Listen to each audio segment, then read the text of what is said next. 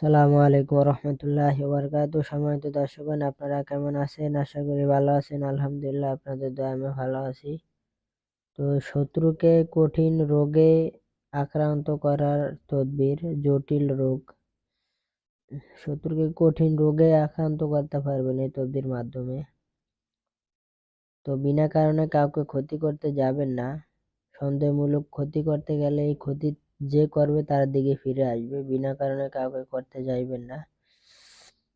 যারা আপনারা এই ভিডিওটা দেখতেছেন, এই যে এখানে যে নকশাটা দেখতে পাইতেছেন, এই নকশাটার নিয়ম কিভাবে কি করবেন সবকিছু আমি বলে দিব।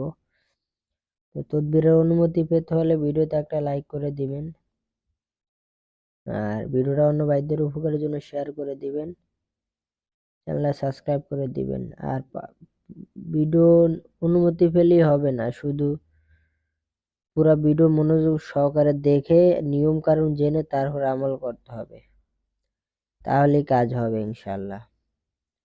আর একজন শত্রুকে ক্ষতি করার আগে এটা মনেই রাখবেন, কাউকে বলবেন না যে আমি ক্ষতি করতে যাই তাকে। মনেরটা মনে রাখবেন। আর তদবির করার সময়, লেখার সময় কেউ যাতে আপনাকে না দেখে, রুমের ভিতরে যে কামরায় বসে এই তদবিরটা করবেন। এই যে এখানে যে নকশাটা দেখতে পাইতেছেন, এই নকশাটা আপনারা পাক পবিত্র হয়ে জায়নামাজে বসে সামনে মোমবাতি আগরবাতি জ্বালাবেন। তদবিরটা শনিবার দিন করবেন। শনিবার যখন সকালে সূর্য উঠবে তখন লিখতে বসবেন। ৯টার ভিতরে তদবির করতে হবে।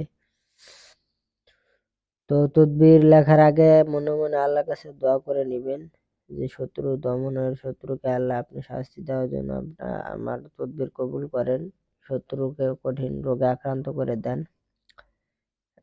এভাবে দোয়া করবেন।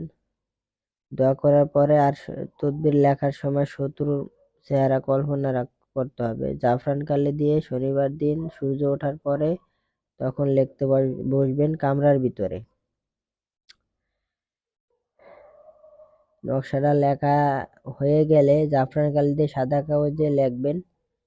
লেখা হয়ে গেলে এই নকশার নিচে শত্রুর নাম লিখতে হবে।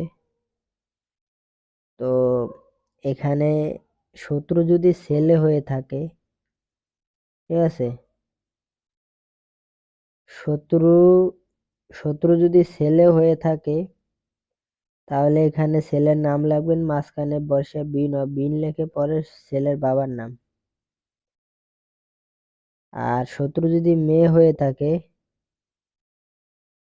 তাহলে এখানে শত্রুর নাম, মেয়ের নাম, মাঝখানে বসে বিন ও তয়কারেতে বিনতে লিখে মেয়ের মার নাম লিখবেন এই পাশে, ঠিক আছে।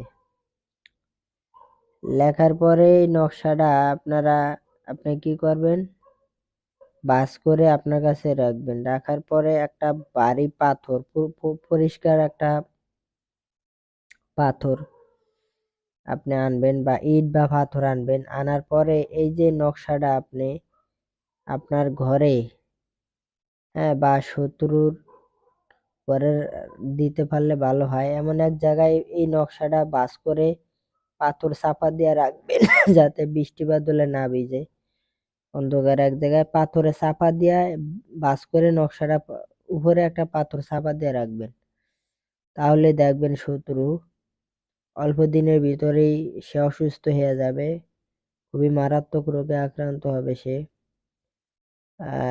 বিছানা থেকে উঠতে পারবে না, বিভিন্ন রোগে আক্রান্ত হয়ে যাবে। তো আশা করি আমার কথা বুঝতে পারছেন। বিনা কারণে কাউকে কোনো তদবির এই কাজ করতে যাইবেন না। শুধু যারা শত্রু বিভিন্নভাবে ক্ষতি করার চেষ্টা করে তাদের ক্ষেত্রে এই তদবির প্রয়োগ করবেন, তাহলে সে অসুস্থ হয়ে পড়বে।